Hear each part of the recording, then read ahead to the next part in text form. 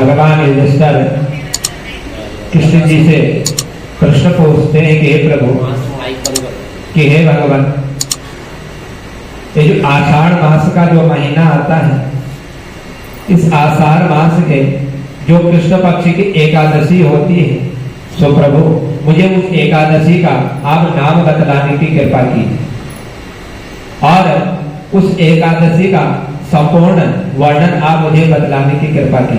मैं आपके मुखारबिंद से यह सब कुछ श्रवण करना चाहता हूँ।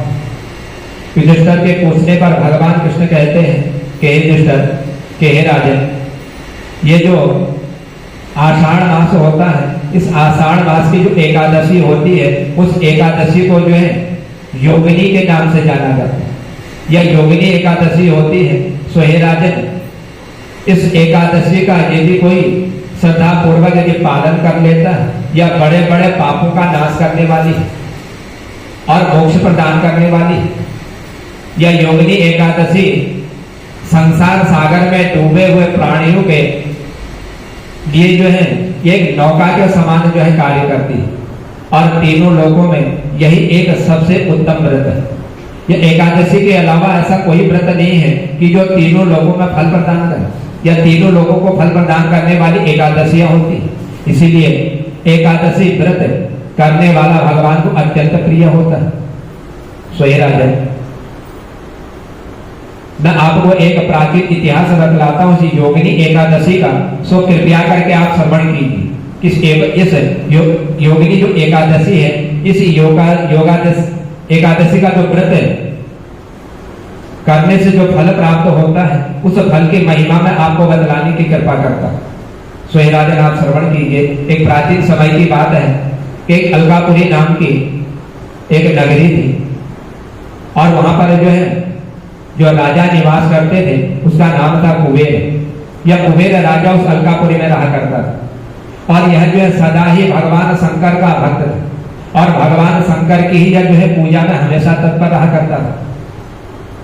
और उसका जो सेवक था, उस सेवक का नाम था हेममाली। यह जो है इसे राजा के महल में ही रहा करता था। यह इसका जो है एक यक्ष के समान सेवक था, जो पूजा के लिए नित्य प्रति जो है फूल ला करके इस राजा को दिया करता था। हेममाली की पत्नी बड़ी सुंदर थी, और इस हेममाली की जो पत्नी थी उसका नाम था विशालाक्षी।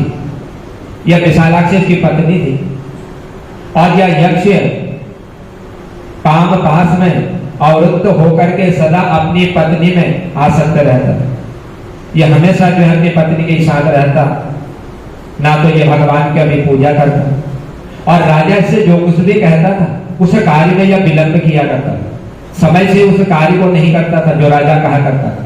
तो ये राजा, एक दिन की बात है, इस राजा ने इस हेममाली से कहा कि तुम जो है भगवान शंकर की पूजा के लिए कुछ फूल जो है तोड़ करके लाओ। यह हेममाली मान सरोवर से फूल ला करके जब राजा के कहने के अनुसार उन फूलों को लेकर के मंदिर में जाने ही वाला था कि अचानक उन फूलों को लेकर के यह अपने घर पहुंच गया। और जो ही अपने घर पहुंचा और पत्नी के प्रेम के साथ जो है रसास्वादन यह अपने घर में करने लगे। अब इसको याद नहीं रही कि उस राजा ने मेरे से भगवान शंकर की पूजा के लिए फूल मंगाए, यह ध्यान नहीं रहा। और कुबेर के भवन में नहीं जा सका। जब ये कुबेर के भवन में नहीं पहुंचा तो उधर जो है कुबेर मंदिर में बैठ करके भगवान शंकर का पूजन कर रहे थे। और जब ये भगवान शंकर का पूजन कर रहे थे, इन्होंने जो है प्रतीक्षा करी, क्योंकि नित्य समय था, एक ही समय पर फूल ला करके या हेममाली इस कुबेर को देता था। लेकिन आज विलंब हो गई, फूल नहीं ला सका, और फूल लेकर के घर में ही इसने जो विश्राम कर लिया। जब कुछ विलंब हुआ, कुछ समय लगा, दोपहर का समय हो गया, और कुबेर पूजा कर रहा, पूजा करते करते दोपहर का समय व्यतीत हो गया, और अभी तक भी यह हेममाली फूल लेकर के नहीं पहुंचे। और दोपहर तक यह कुबेर जो है फूलों की प्रतीक्षा करता रहा। जब पूजा का समय व्यतीत हो गया, समझ लिया कुबेर ने कि आज मुझे पूजा में विलंब हो रहा, और हेममाली अभी तक जो है पुष्प लेकर के नहीं लाया, और इसका समय भी जो है समाप्त होने जा रहा था पूजा। तो यक्षराज ने कुपित होकर के अपने सेवकों से पूछा, कहा इसने? कह रहे यक्षो, हे दुरात्मा, यह हेममाली अभी तक क्यों नहीं आया? मैंने तो उसको भगवान शंकर के लिए फूल लाने के लिए भेजा था, और अभी तक यह भी फूल लेकर के नहीं आया हुआ। इसीलिए आप जाओ, जा करके इस बात का पता लगाओ कि वो हेममाली आखिर गया तो कहां गए। और आज मेरी पूजा भगवान शंकर के लिए समाप्त हो चुकी है, और अभी तक यह हेममाली जो है फूल लेकर के नहीं आया हुआ है, जो मैंने से भगवान शंकर की पूजा के लिए फूल मंगाए थे। इसलिए जाओ, जा करके उस हेममाली का पता लगा करके कि आखिर वह फूल लेने गया या नहीं गया, फूल लाया है या अपने घर पर ही विश्राम कर रहा है। जब कुबेर ने यक्षों से इस प्रकार प्रश्न पूछा, यक्षों ने कहा कि हे महाराज, आपने जिसको भगवान शंकर के लिए फूल लाने के लिए भेजा हुआ था, वह तो अपने घर में ही अपनी पत्नी के साथ कामना में आसक्त हो गया है। अपनी इच्छा के अनुसार घर में ही वह जो है रमण कर रहा है। उसको किसी का कोई भय नहीं है, वह तो जो है निर्भय हो चुका है, उसे किसी बात की चिंता तक नहीं है। और इसी कारण वह आज अपने घर में ही जो अपनी पत्नी के साथ रमण कर रहा है, घर में ही विराजमान है। यक्षों की बात सुन करके कुबेर जो है क्रोधित हो गए, और क्रोधित होकर के तुरंत ही आदेश दिया कि जाओ, जा करके उस हेममाली को बुला करके लाओ। और जो ही आदेश पाते ही राजा के सेवक हेममाली के घर पहुंचे, और घर जाकर के देखा कि टोकरी में फूल पड़े हुए हैं, जो भगवान शंकर की पूजा के लिए कुबेर ने मंगाए थे, और यह जो घर पर अपनी पत्नी के साथ विराजमान है। यह सब देख करके सेवक भी बड़े आश्चर्यचकित हो गए, और जाकर के कहा कि तुमको जो है कुबेर महाराज ने बुलवाया हुआ है अपने दरबार में, कुबेर भवन में, इसलिए शीघ्र करो। हेममाली समझ गए कि आज मुझे विलंब हो गया, आज मुझे देरी हो गई, मैं फूल समय पर नहीं पहुंचा सका, और अपनी पत्नी के साथ मैं प्रेमाकुल आसक्त हो चुका हूं। यह सब इसको मालूम पड़ गया। तो हेममाली के नेत्र भय से बड़े व्याकुल हो गए, भयभीत हो गए। डर लगने लगा कि अब न जाने वह कुबेर मुझे कौन सी सजा देगा। आज मैंने कुबेर के लिए, जो भगवान शंकर के लिए फूल चढ़ाया करता था, उन फूलों में आज मुझे विलंब हो गया। वह आकर के कुबेर के सामने खड़ा हो, और उसे देख करके कुबेर की आंखें जो है क्रोध से लाल हो गई। देख लिया से हेममाली ने, आज कुबेर को जो है क्रोध आ चुका है, क्योंकि मैंने अपराध किया है। मैंने आज भगवान शंकर की पूजा के लिए समय पर फूल इसको नहीं दी। तो इसलिए कहते हैं कि भगवान शंकर की पूजा का समय एक निर्धारित होना चाहिए। जो समय पे नित्य प्रति पूजा करते हो, उसी समय पे भगवान शंकर की पूजा होनी चाहिए। इसलिए आज तुमने जो है मेरी पूजा में विलंब किया है, पूजा के लिए तुम फूल नहीं लाए। वो कहने लगे, कह रहे पापी, अरे दुष्ट, हे दुरात्मा, तूने भगवान की अवहेलना की। आज तूने मेरे भगवान की पूजा में जिस समय फूल चढ़ाया करता था, आज वो समय तूने फूल ला करके मुझे नहीं दी, और तूने आज भगवान की अवहेलना की हुई है। अतः तू जो है कोढ़ से युक्त होकर के और अपनी उस प्रियतमा से वियुक्त होकर के इस स्थान से भ्रष्ट होकर के अन्यत्र तू चला है। अब तुझे यहाँ पर रहने का कोई अधिकार नहीं है, क्योंकि तूने आज ऐसा काम किया हुआ, ऐसा तूने अपराध किया हुआ। उस अपराध की आज मैं तुझे ये सजा देता कि तू जो है कोढ़ रोग से पीड़ित हो जाए और इस स्थान को छोड़ करके कहीं चला जाए। कुबेर के ऐसा कहने पर वह उस स्थान से नीचे गिर गया। जब नीचे गिरा, उसी समय उसके हृदय में महान दुख होने लगे। भयभीत हो गया, दुखी हो गया कि मैंने यह क्या करना, मैं अपनी पत्नी के साथ इतना प्रेमाकुल क्यों होगी, मेरी बुद्धि कहां भ्रमित हो गई। और आज शंकर की पूजा के लिए जो फूल मैं समय पर दिया करता था, आज उन फूलों के लिए मुझे विलंब होगी। मैंने अपराध किया हुआ, यह सब उसको मालूम हो गया। उसी समय उसके हृदय में जब दुख हुआ और नीचे गिरा, तो उस दुख से दुखी होकर के वह कोड़ों से उसका सारा शरीर जो है पीड़ित हो गया। सारे शरीर में कष्ट होने लगा। परंतु भगवान शंकर की पूजा के प्रभाव से उसका जो कोढ़ था, उसका स्मरण, जो शक्ति उसके अंदर थी, वह सब उसकी शक्ति समाप्त हो गई। कुछ भी उसको ज्ञान नहीं रहा और उस पातक से दबा होने पर भी वह अपने पूर्व जन्म को याद करता रहा। दुखी तो हो गया, कुबेर ने उसको साथ दे दिया कि तो कोढ़ से पीड़ित हो जाए, पूरा शरीर में उसका कोढ़ हो गया, लेकिन अपने पूर्व जन्म का स्मरण रहा भगवान शंकर की कृपा से। वह सब कुछ याद करने लगा और कुछ समय इधर उधर घूमता हुआ या पर्वतों में श्रेष्ठ जो मेरुगिरी नाम का शिखर है, उस श्रेष्ठ पर्वत के शिखर पर पहुंच गया।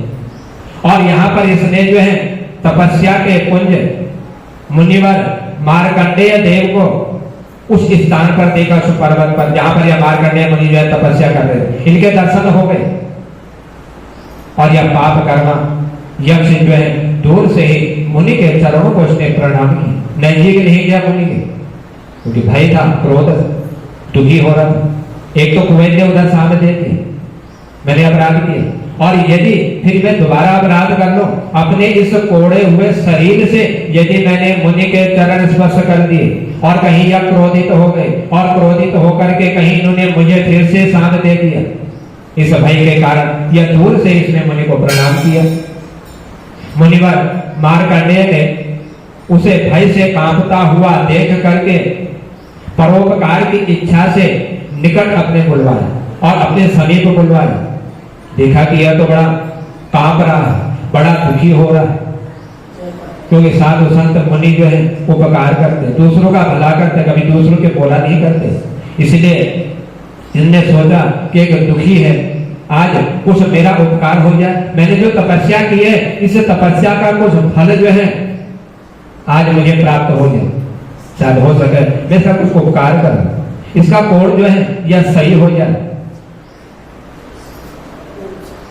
कहने लगे मुनिवर कि तुझे इस कोढ़ के रोग ने कैसे तुझे दबा लिया, यह तुझे रोग कैसे हो गया, क्या कारण था जो तुझे यह कोढ़ हुआ, और तो क्यों जो है इतना अधिक निंदनीय जान पड़ता है, इसका कारण क्या है? तो मुझे यह सब कुछ बता। मैं सुनना चाहता हूं कि तूने ऐसा कोई अपराध तो नहीं किया, या किसी ने तूने किसी का अपराध किया हो और उसने तुझे सांप के वशीभूत कर दिया हो, यह सब जो मुझे बता, मैं तेरे ही मुखारबिंद से श्रवण करना चाहता हूं। तब मुनिवर के ऐसे वचनों को सुनकर के कुबेर कहने लगा कि हे मुनि, मैं जो है यह यक्ष कहने लगा कि मैं कुबेर का अनुचर हूं और मेरा नाम जो है हेममाली। मैं प्रतिदिन मान सरोवर में जाया करता था, कुबेर के आदेश के अनुसार उस मान सरोवर में जाकर के भगवान शंकर की पूजा के लिए मैं फूल लाया करता था और वो फूल ला करके कुबेर को देता और कुबेर जो है भगवान शंकर के उन फूलों से पूजा किया करता था।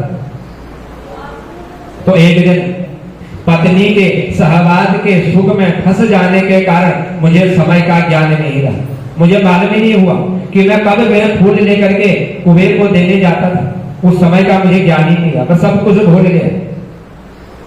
अतः उस राजाधिराज कुबेर ने कुपित होकर के मुझे सांप दे दिया, जिससे मैं कोढ़ से आक्रांत होकर के अपने प्रियतमा से मैं बिछुड़ गया। बस यही मेरे दुख का कारण बता हुआ। उन्हीं कुबेर के कारण मुझे सांप देने के वजह से आज यह कोढ़ हुआ। हे मुनिवर, इस समय किसी शुभ कर्म के प्रभाव से मैं आपके निकट आ पहुंचा। सांप तो मुझे कुबेर ने दे दिया कि तुझे कोढ़ हो जाए, लेकिन भगवान शंकर की कुछ ऐसी कृपा मेरे ऊपर थी, उन पुण्यों के कारण जो है आज मुझे इस पर्वत पर आप जैसे मुनि के दर्शन करने का अहोभाग्य प्राप्त हुआ। क्योंकि संतों का चित्त जो है स्वभावतः परोपकार में ही लगा रहता, वह कभी दूसरे का बुरा नहीं करते, हमेशा हर किसी का परोपकार करते हैं, उसका उपकार करते हैं। या जान करके मुझ अपराधी के इस कर्तव्य का आप उपदेश दीजिए। अब मेरे शरीर में कोढ़ तो हो गया, मैं दुखी तो हो गया हूं, लेकिन अब मैं इस शरीर से कौन सा ऐसा कर्म करूं जिस कर्म के कारण मुझे शांति मिले, मेरा कोढ़ दूर हो जाए, आप मुझे ऐसा उपदेश दीजिए, क्योंकि आप जो है तपस्वी है। न जाने किस पुण्य के उजागर होने के कारण आज मुझे आप जैसे मुनियों के जो है दर्शन हुए। मार्कंडेय ऋषि कहने लगे कि हे यक्ष, तुमने यहाँ सच्ची बात कही हुई है, तुमने झूठ नहीं बोला। जैसे घटना तुम्हारे साथ घटी थी, आज तुमने वही बात यहाँ पर बतलाई है, इसीलिए असत्य भाषण तुमने नहीं किया, झूठ तुमने नहीं बोला, इसीलिए मैं तुम्हें जो है कल्याण व्रत, एक व्रत का उपदेश देता, जो कल्याण करने वाली, जो मोक्ष प्रदान करने वाली, आप श्रवण कीजिए। और ये आपने श्रद्धा पूर्वक भक्ति योग तो होकर के इस कार्य को यदि आपने पूर्ण कर लिया, इस व्रत को यदि आपने कर लिया, तो समझ लो आपके शरीर में जो कोढ़ लगा हुआ है, यह कोढ़ भी आपका समाप्त हो जाएगा। क्योंकि भगवान विष्णु जो है अपने भक्त पर हमेशा जो है दया करते हैं, और उन्हीं का यह मैं तुम्हें एक व्रत बतला रहा हूं। आप जो है आषाढ़ मास के कृष्ण पक्ष की जो योगिनी एकादशी आती है, उस एकादशी का तुम जो है व्रत करो। इस व्रत के पुण्य से तुम्हारे कोढ़ निश्चय ही दूर हो जाएंगे। यह मुनि ने उस यक्ष को जो है बतला दिया। एकमात्र यही ऐसा व्रत है जो तुम्हारे इस शरीर के कोढ़ को समाप्त करने वाला है। तब भगवान श्री कृष्ण ने कहा, ऋषि के ऐसे वचन सुन करके हेममाली दंड की भांति मुनि के चरणों में पड़ गए, दंडवत प्रणाम किया मुनि को, क्योंकि आज उन्होंने तो रास्ता बतला दिया शरीर के कोढ़ को दूर करने का। तो मुनि ने उसको उठाया और उसको मुनि के द्वारा उस यक्ष को उठाने पर इसको बड़ा आनंद प्राप्त हुआ, बड़ा हर्ष हुआ। मन ही मन सोच रहा है कि आज मेरा उद्धार हो जाएगा, आज मेरा यह शरीर में लगा हुआ कोढ़ मेरा समाप्त हो जाएगा। यह मुनि तपस्वी है, क्योंकि तपस्या के फल से यह सब कुछ कर सकते हैं। मार्कंडेय जी के उपदेश से उसने योगिनी एकादशी का व्रत किया, जिससे उसके शरीर का जो कोढ़ था वह कोढ़ धीरे धीरे जो है उस योगिनी एकादशी के व्रत के प्रभाव से जो है दूर होता चला गया।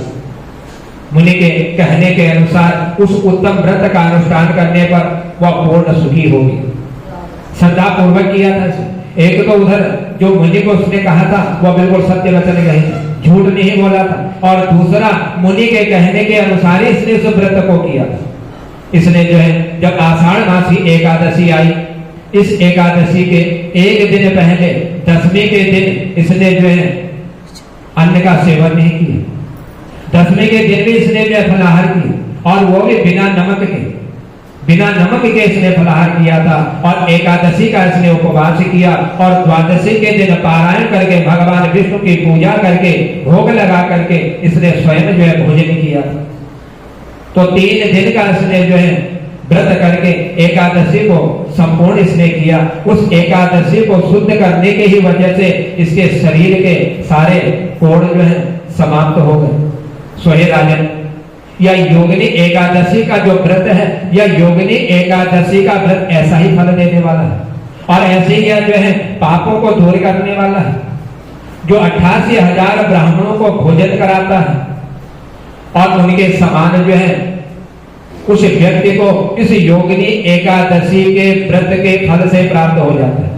जिसने एकादशी का अनुष्ठान कर लिया, उनको जो है 88,000 ब्राह्मणों को भोजन कराने का फल जो है प्राप्त हो जाता है। सोहे राजन, जो योगिनी एकादशी का व्रत करते हैं और योगिनी एकादशी के दिन भगवान का स्मरण करते हैं, रात्रि में भगवान का जागरण करते हैं, ओम नमो भगवते वासुदेवाय, इस मंत्र का जो स्मरण करता है, योगिनी एकादशी उनके महान से महान जो पाप होते हैं, उन सारे पापों को जो वह भस्म कर डालती है, और उसका जो पुण्य होता है वह पुण्य जो है उसका उजागर हो जाता है, वह पुण्य उसको प्राप्त हो जाता है।